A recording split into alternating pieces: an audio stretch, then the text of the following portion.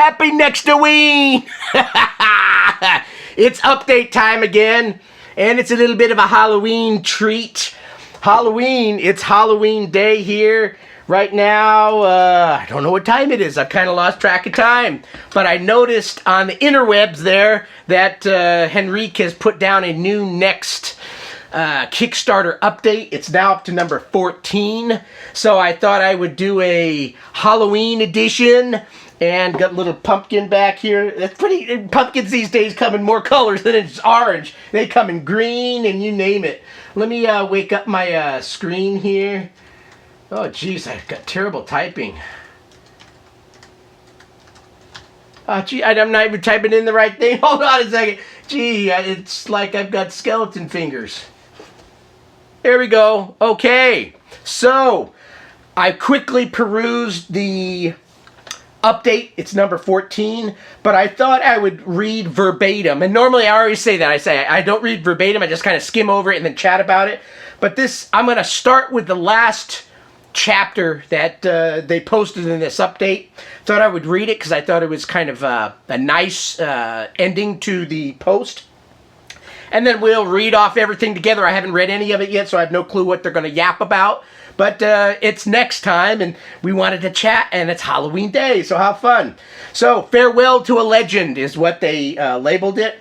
And, yeah, he's definitely a legend, and you probably know where this is going. But I'll read it verbatim, so you'll see my head twisting over here. But there's a big picture of Sir Clive Sinclair holding it looks like a toast rack, actually, which is kind of shocking, because normally the pictures would be him holding, like, the 48, you know, the original one, or 16. So, Farewell to a Legend. No update would be complete without remembering Sir Clive Sinclair, who sadly passed away on September 16th, 2021. And unless you've been under a rock, my itchy ear, I think I've got some spider or cobwebs in here. Or it could just be my big bushy beard starting to go into my ear. Sir Clive was a lot of things to many people. And especially to ZX Spectrum fans, he was a root of passion that has survived the test of time for almost 4 decades. 4 decades, bringing us here as a community of people sharing something special in common.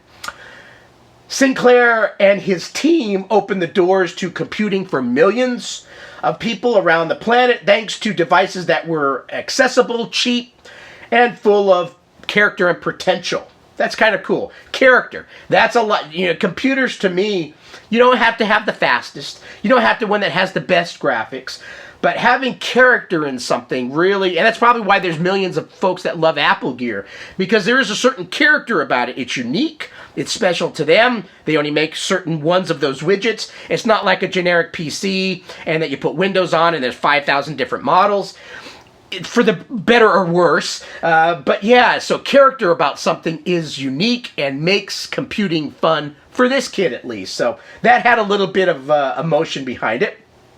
Then it goes on to say their work started illustrious careers, staged the development of incredible technology advance or technological, that's a hard word, technological advances, and inspired many to go out there and create.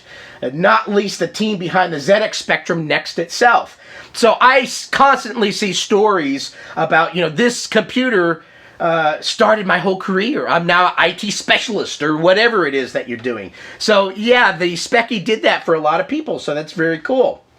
Then it goes on.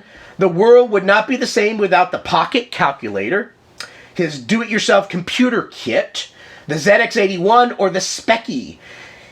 We would even venture to state that much derided C5 electrical vehicle echoes in today's EV revolution. True. A testament of just how much the man was ahead of his time. And again, kind of sad, you know, you've seen some of my own YouTube posts. I didn't have enough time with Sir Clive, and I'd never met the man, but he was alive, and I still felt that possibility of one day stuttering TJ over in the United Kingdom, walking down the street, going to the someplace, and all of a sudden Sir Clive comes by, and it's like, wow, that's not going to happen now. So, yeah, a little bit sadness, but there's always happiness with sadness. So, happiness is that we can all enjoy stuff that was fruits of his labors, and very, very nice of him to share that with the rest of the world. Then let's see, what does it continue to say on? Phoebus and firmware team are baking an Easter egg dedication to Sir Clive in our upcoming firmware. Very cool. A small token of our appreciation to what he created for all of us. From now onwards, every ZX Spectrum Next will be a memento of Sir Clive's impact on our lives. So that's why I wanted to read that first. I thought there'd be something special in there. I hadn't read it yet. And indeed, it's a nice special few paragraphs here. And it's Sir Clive holding a toast rack, which is worth quite a bit of money these days, more than what he sold it for originally. So that was kind of a fun romp in, hey, Sir Clive, even though you've passed, you're with us. Right? You're with us and in spirit.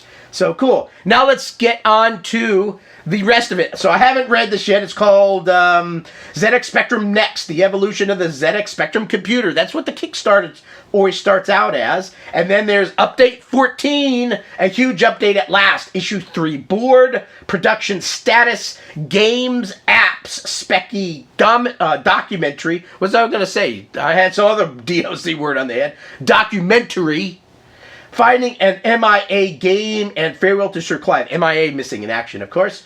Okay, and it's titled October 31st, so what a fun day to put it out. Even though today's a somber day for me, then our oldest puppy passed away October last year. October 31st, Halloween day. So it was not a fun day for us, but again, her spirit lives on, and as like Sir Clive's spirit lives on. So yeah, always try to twist things to a positive and remember the good times, so... Not going to cry. Not going to cry. All right. It has been... and I'll read a few paragraphs here, and then I'll unverbatimly chat about the rest. So it says, it has been some time since our last update for good reason. We've been hard at work bringing together the most complex stage of the project, namely coordinating all partners to converge into the production stage, from the board to the case, from the keyboard to the box, from the testing to even more testing. A lot has taken place in the past 2 months. So 2 months since our last update, and let's look on, he basically says. So I'm not going to read the rest of that, but little opening paragraph. Production update. Let me quickly look. Following from our previous update, and there's a link to it, the big issue to resolve was the question regarding move production to Asia in order to bypass and alleviate the parts shortages issue. So he talks about that. There's a picture of Bill Murray from a famous movie, and he says, "You're awesome. You're awesome." Stripes, anyone? Great movie. So yeah, pretty sure that looks like Stripes. It's got to be Stripes, right? You're awesome. You're awesome. Looks Stripes to me. And it says, looks like we've commissioned the test boards to validate our new production partner. We're happy to report that the build quality of the boards assessed by our UK Electronics Design Bureau have passed with flying colors, deemed high quality in this report. Does it say where they're being made though? Did I overlook it? Let me read a little bit here. With the support of backers, you guys are awesome. Seriously, yeah, we know it. Pat ourselves on the back. Who in their majority supported our proposal. We've commissioned the test boards to validate our new production partner. We're happy to report that the build quality... It doesn't say whether they're doing it... I guess maybe in the question regarding the move, he says in the question, but it doesn't say, to me, the way I'm reading it, whether they decided on that or not. Am I just being stupid? It doesn't say, but I'm guessing they're doing it in Asia. But it doesn't come out clearly and say that. Or, again, it's Sunday. I didn't have much for breakfast. What did I have? A coffee and a bagel. And I did peanut butter on it. And then I mixed sugar and cinnamon. Made the cinnamon crunchies and I put it on top. It was really good. I got my sugar fix. Okay, so the test board's codename issue 2E. So no longer 2C, no longer 2D. It's 2E. E for Echo, E for Excellent. Have been tested by the Design Bureau, tweaked to solve some design mistakes. More on that below. Then they show a picture of this like screen with some X-ray stuff going on. So I'm not going to cover that. It says the next board under X-ray, okay, to inspect computer positioning at our new partner in Asia. There we go. It says Asia. Okay, got it. I had to just keep reading. Okay, so it shows some more pictures of desktop computers, a production test board, the first to come out of the assembly line under the microscope, literally, to spot errors and correct them. So they're getting into the nitty-gritty here, looking at the board and making sure this is going to be the best next board we can have. Another picture, so 3 pictures in a row. This one shows the TBB Blue ZX Spectrum Next issue, and it does say 2E on it, although there's an arrow that's kind of covering the E, so it's A! A! It doesn't say, look, it's an E though. It says the tweaks required at the very first test board came out of the line, leading high production standards. So cool, good news. Issue 2E underwent EMC testing last week in the UK and was found to meet the certification requirements that they aimed for. So wonderful, good news, which will unlock the ability to coordinate production timeline with all the suppliers. So great news, 2E is the board. And I think they kind of said it's secret.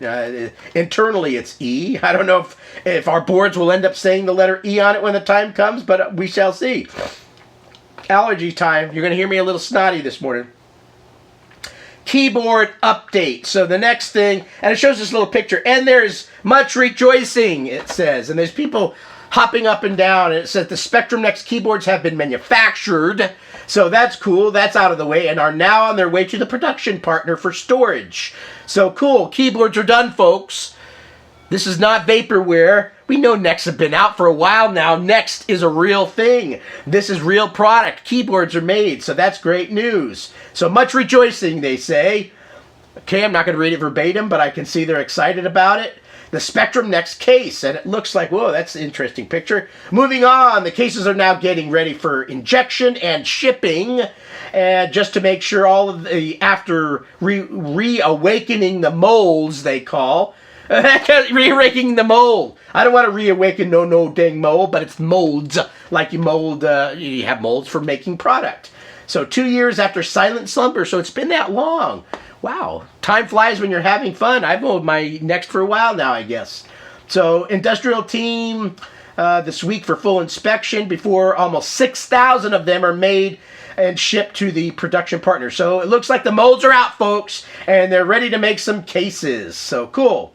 They don't anticipate any setbacks, so I'll surpass that. They do talk about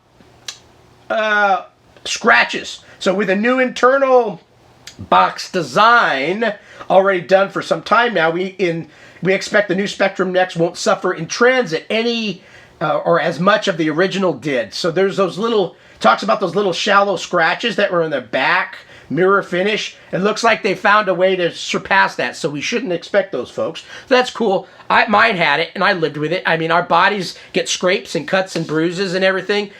If you're just keeping this in the box to be pristine, I think you're losing out. I know some people may have two, and they use one and put the other one in, but you're still putting something in and not using it. It was meant to use and have fun with. That's the way I look at it. You know, you don't want to hang it up on a wall. Break it out every once in a while and start it up and make sure it works, because if you don't use it, you're going to lose it. That's the way I look at it. So, okay, enough of that. Behold, the issue 3 board. Wait, wasn't the issue 2C board? We can hear you inquiring, it says. So there is a picture. It's time for us to part. Number 2. It was good while it lasted, but nothing is forever. Shows a picture of issue 2E board. It does say 2E, so there we go. And it talks about them looking back, changes and improvements. 2E board, as you see above, was manufactured by our new Asian partner. So it's made in Asia, folks, and already features handmade design adjustments made by the UK team in Nottingham. So HDMI capacitor banks replaced by discrete capacitors. Shows a picture and they're circling these little adjustments they made. Neat as they may be, they have failed, doesn't it? It says, oh, it failed. And then they come on and says, unfortunately, these banks didn't work as presented crosstalk and resulted in garbled HDMI output. We don't want garble, folks, even though the Garblins, it's Halloween! Yeah, it looks spooky, the screen. But it says as a solution, the board was revised to feature individual ultra-thin 0402 capacitors instead, solving the problem. So they solved the problem. It shows a picture of these little things that they're hand soldering in. It says, I can't imagine the patience and precision required to hand solder these in place. So wow, little microcircuitry hand soldered stuff. Interesting picture. Number 2 talks about the R50 ESP12F change. Circles again. They show the board. They show the little circle around it. And let's see, at the request of Addon, a resistor was added to the ESP12F in order to protect the system from stray signals from the ESP module. Okay, cool. So I'm not going to read more into that, but it looks like, again, continued revising and little adjustments and tweaks and resistors and stuff here and there to make it the best next board it can be. 3, signal protections in order to protect the FPGA memory components at boot, especially relevant if one is booting the next with a non-standard core, which I haven't done yet. Amazingly so. I really need to dive into that and try it, but I've got so much else going on. It looks like they've adjusted to some circuitry with RN37 as 100 ohms and CT. A lot of stuff flying over your heads and probably me hashing it, but needless to say, signal protections have been put in place. I'll take their word for it. They're much better than me. I don't know this stuff. All I know is that they're making adjustments and tweaks to make it all the better for us. EMC compliance, and they show this graph with all this fluttering and stuff going on. I don't know how to read that stuff. If you need to, look at the picture and try to figure it out. But EMC compliance has been met, it appears. So cool. And then it ends there. The 3 changes are already affected the 2 e-boards currently in the wild. The last change will be made this week. All going well. And we have no reason to suspect otherwise. So it looks like these last-minute adjustments and tweaks will not bear any unhappy fruit. So cool. Treasure hunters. So we're going to move right in from hardware to software. A lot to talk about here, so I'm just kind of trying to glance over things. But it shows a picture of a game called Treasure Hunters. I do not own it yet. I have not purchased it yet.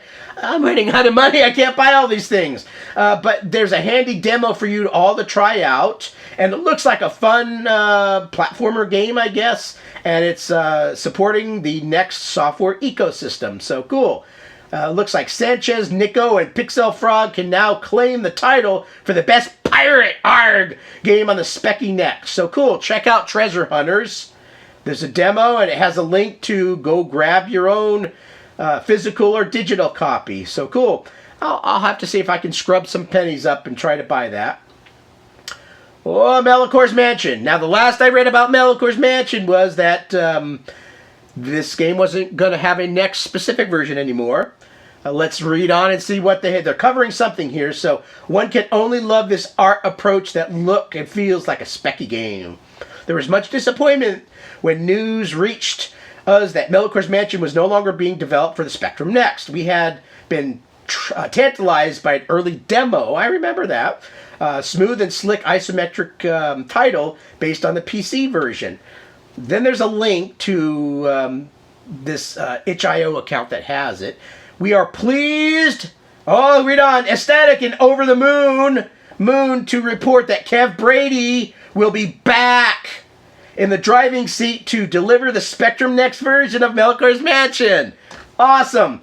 So somehow, some way, some form, Kev's come back and he is back in the Melicor's Mansion. Sweet. In all its epic glory, it is hoped that will be released sometime in 2022. No more specific than that. So, great news. Probably one of the biggest news so far. Melicor's Mansion will be Nextified. So, cool. So, keep up with that. Good news, folks. Crowley. Yeah, Crowley's always cute. A very early demo of Rusty Pixel's latest game. So, there's a picture. And I kind of covered this in the...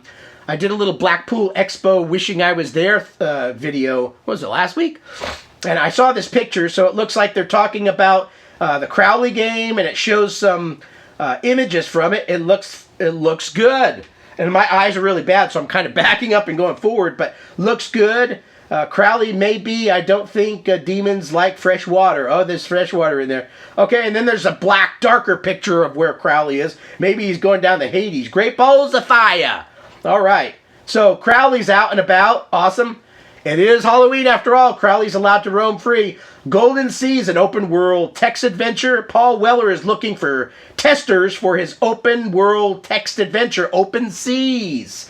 So it looks like it says, as you should heed his call at once. Help Paul create an expansive world. So there's a link on Facebook to Golden Seas Playtesters Wanted. So if you're into text adventure games, go check out the link. You all have access to this Kickstarter, I believe. Should be able to read it. So if you're interested, follow that link and check it out. A game Tom Hanks would be surely like to play. Tom Hanks. I'm trying to put the association. Is it because he was lost at sea? Wilson! I don't know. Maybe. I don't know.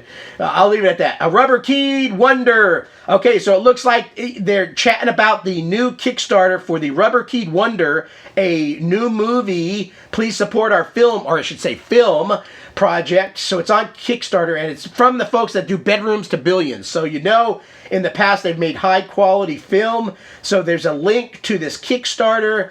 Any respected ZX Spectrum fan would surely back such a noble endeavor. So check that out. And there's a link here to check it out. So I need to still do that. I put a link in my Sinclair Society Facebook group. Again, I'm trying to save pennies for as many things as I can get. Hopefully this one's in the cards also. So cool Kickstarter. An unexpected result from board testing. Part of the testing is making sure all aspects still function. Then it starts talking about tape loading. Then it starts talking about what happens if you have an attic full of cassettes and ran a software publishing company back in the 80s. It is possible you might come across something that was thought lost when you start pulling out random tapes. You know, tapes in attics typically don't do well. Tapes, heat, bugs, yeah, that stuff eats them alive. In an exclusive sneak peek video for Kickstarter 2 followers from Tim, we have the story of what we believe in what is one of such 1983 missing in action arcade games being found.